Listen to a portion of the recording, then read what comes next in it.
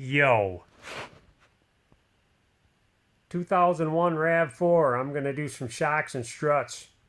I'm going to start with the rear shocks. I got a vice grip here I made for link pins and such. I just took a 10-inch vice grip and ground it down. Needle nose vice grip would work, I guess, or something else. Something. But I'm going to put this on here and clamp down the top of the shock because I don't want it to turn. Since I do have this car up in the air, I want to load this suspension just a little bit. Just enough to watch that shock go up. See, it went up just a little bit. That's all I need to do. And if you go in the trunk, the back wheel well, this is the back wheel well for the rear tire. You'll see this little cover that just pops right out. Inside of there, you'll see a nut. There's actually two nuts on this. Somebody probably did that. These are probably aftermarket shocks. So I can just get in here with a 14 millimeter, take these nuts off of here. I can take the washer off.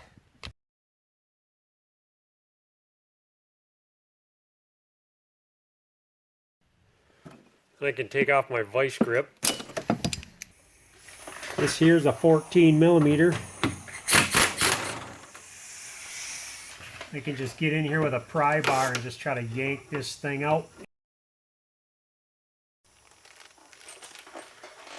So these shocks come with this band on here. I can just cut with a side cutter. And then with this, I'm going to put a washer on it so it's facing up. And then there's usually always two sides. There's a big and a little. I'm going to put the big side up because there's a big damn hole up there.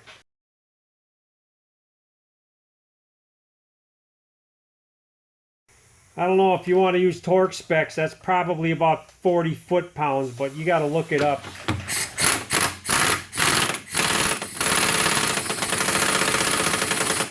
Never tighten anything with an impact, because I just did. I'm just going to make sure that this is centered up in this hole. It is.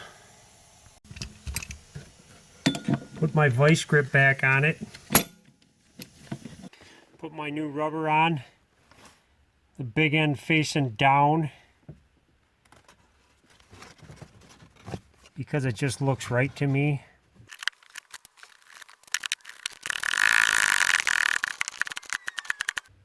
Just tighten it until it bottoms out. Go a little tighter. That's it. Rear shock is done. Do the same to the other side. Looks like this has got aftermarket link pins in it. A lot of times you got to replace these links because they break or you wear them out. You have to screw them all up just to get them out. I'm going to try to save these. They look like Moogs on the backside. These have an 11/16 square on them.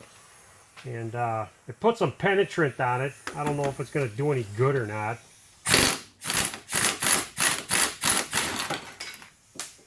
But luckily that came off.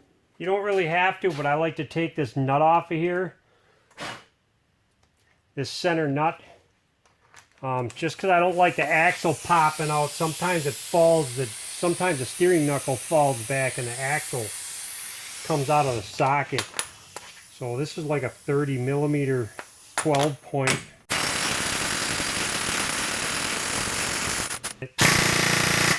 Try to pound this in. That's nice. I got a 12 millimeter here that's holding on this brake line and this ABS cable. Got some rusty, crusty 19 millimeters for this.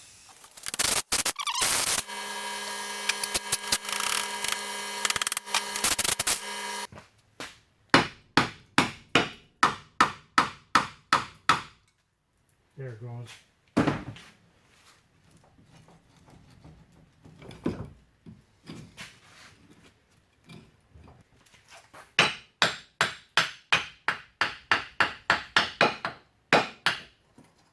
There, I'm comfortable with that. I got three 14 millimeters for this tower. Before I take off the last one, I want to hang on to the strut at the same time. I don't want it to fall on my CV boot or anything. Then I'll just take it out.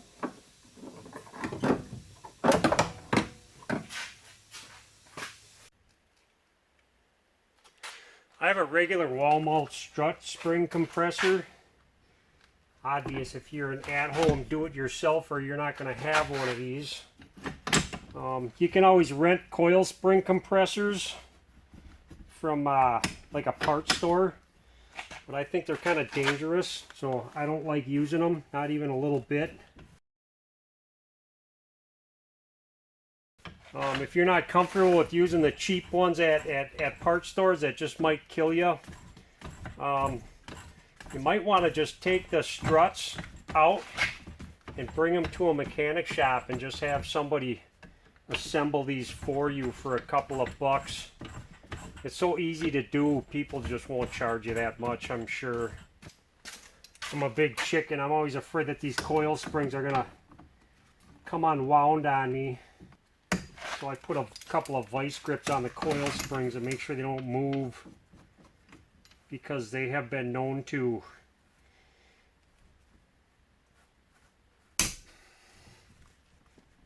there.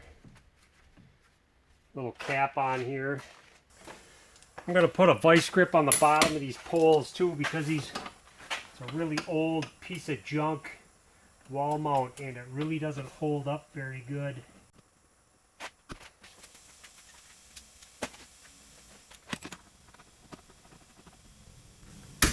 There, I got vice grips everywhere. Only 4. I'm just going to tighten this thing down. I'm going to tighten it all the way down and make sure that this thing's going to work right before I go taking this top nut off. Well, I'm going to have to call that good. 19 millimeter. This thing's stuck in there real good. What do I do? Oh, there it goes.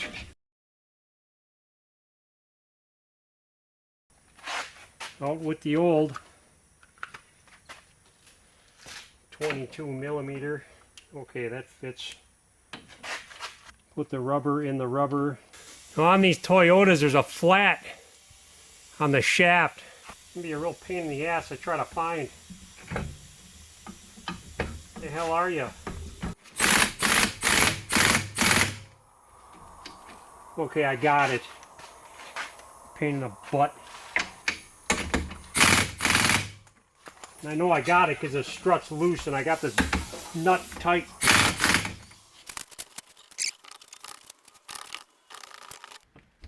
And that was a pain in the ass.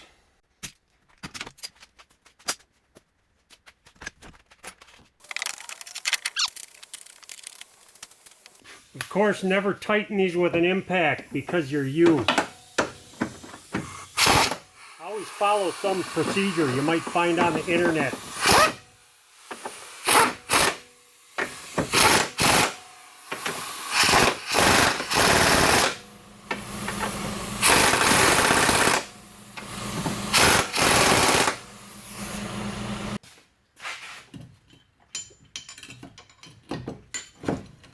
I got a centering punch here.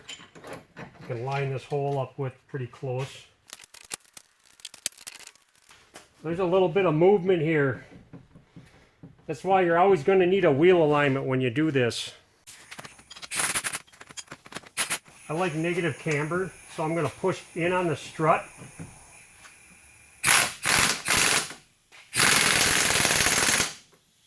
Get these good and tight.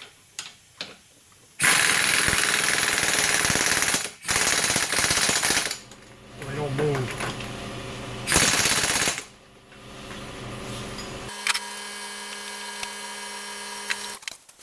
Again, never use an impact because you're you.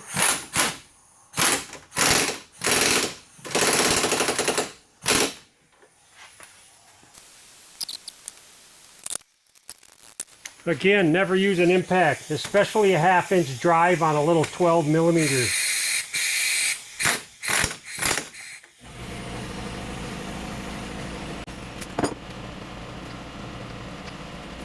I'm sure there's a torque spec for this too that I'm not going to look up, but there's a groove right here because that's where this nut was punched.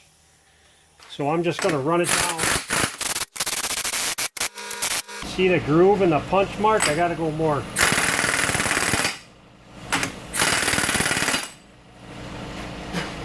So I guess that's where I want it.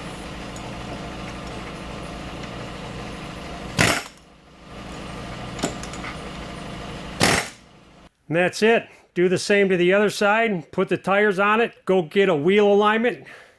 Call it a day. Okay, bye.